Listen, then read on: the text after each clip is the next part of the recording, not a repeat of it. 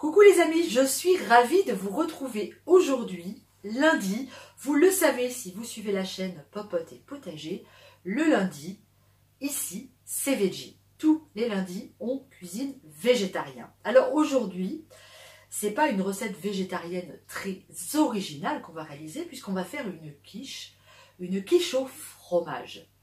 Vous allez voir, la quiche, c'est extrêmement simple à réaliser. Il faut très peu d'ingrédients. Pour cette recette, j'ai utilisé des restes que j'avais dans mon frigidaire. C'est-à-dire, j'avais des restes de crème, de la crème liquide, de la crème entière. Je les ai mélangés. J'avais des restes de fromage, des fromages entiers, des petits morceaux qui me restaient, du fromage râpé. J'ai tout réutilisé. Alors voilà une recette idéale pour vider notre frigo. Alors je vous montre ce que j'ai besoin pour réaliser cette quiche au fromage.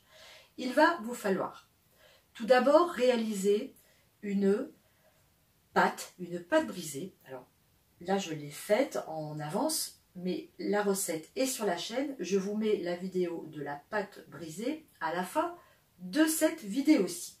Il va vous falloir du fromage râpé. Je vous l'ai dit, ici j'ai mélangé plusieurs fromages. Je vous les mets dans la liste des ingrédients.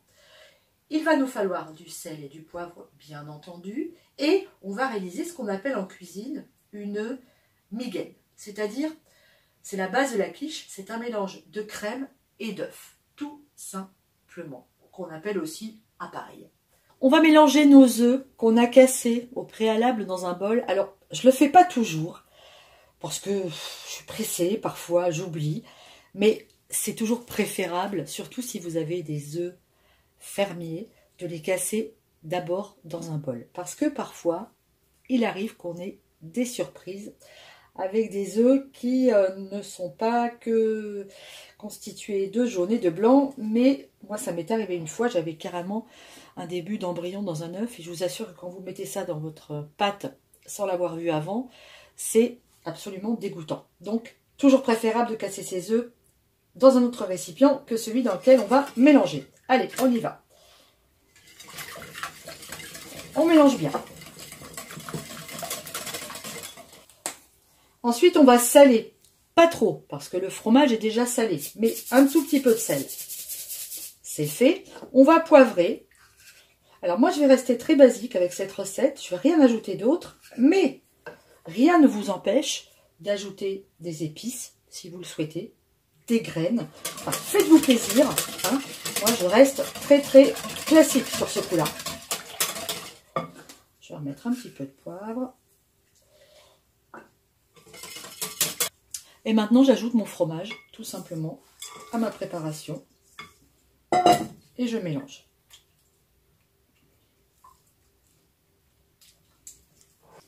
On laisse de côté et on s'occupe maintenant d'étaler notre pâte à tarte. Alors la pâte à tarte, pour l'étaler et essayer d'avoir un rond presque parfait, c'est très simple.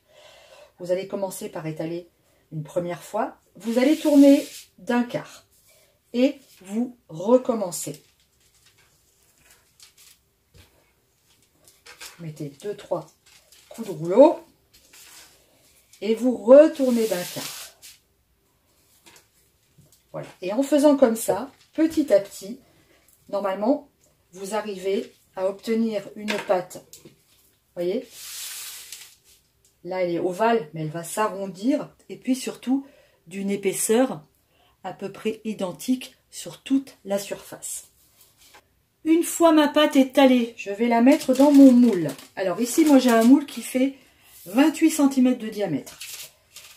On y va.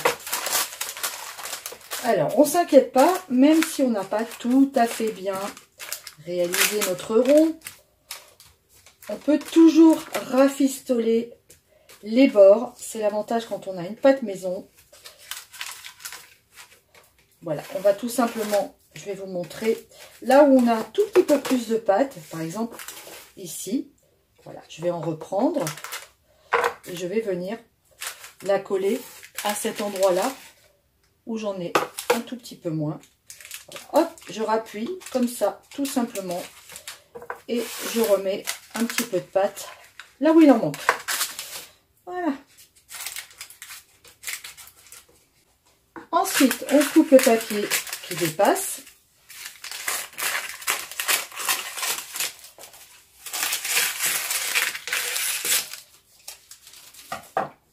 Et ensuite, avec un couteau, vous allez venir ici pour avoir une tarte avec un joli aspect après cuisson.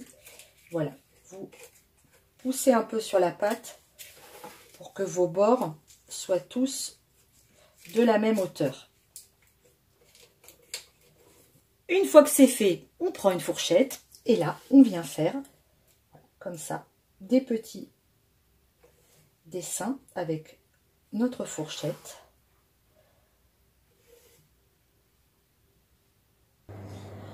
On va maintenant faire des petits trous dans notre tarte pour éviter que la pâte ne gonfle à la cuisson. Alors d'abord tout autour ici, vous faites des trous et puis ensuite vous en refaites un petit peu partout comme ça.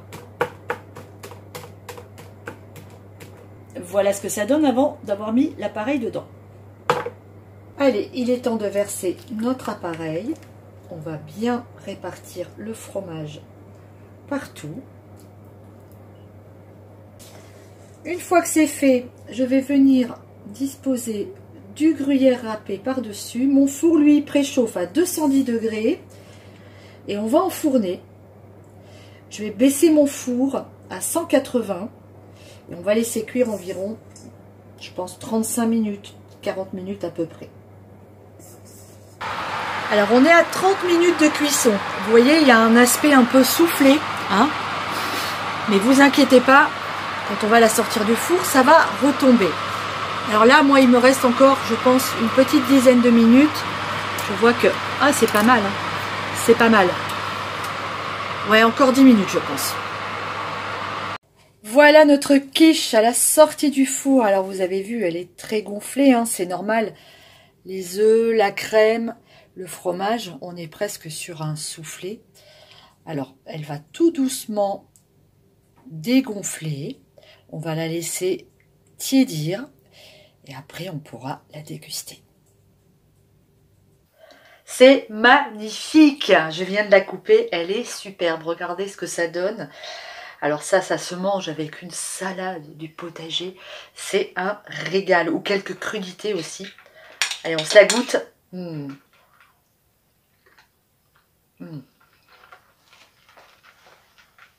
Oh, c'est bon. C'est vraiment excellent. C'est très fromagé, évidemment. Mais c'est tout l'intérêt de cette quiche.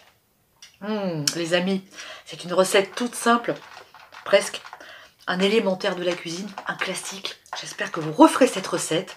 En attendant, je vous embrasse très fort et je vous dis à mercredi. Ciao, bon début de semaine à tous.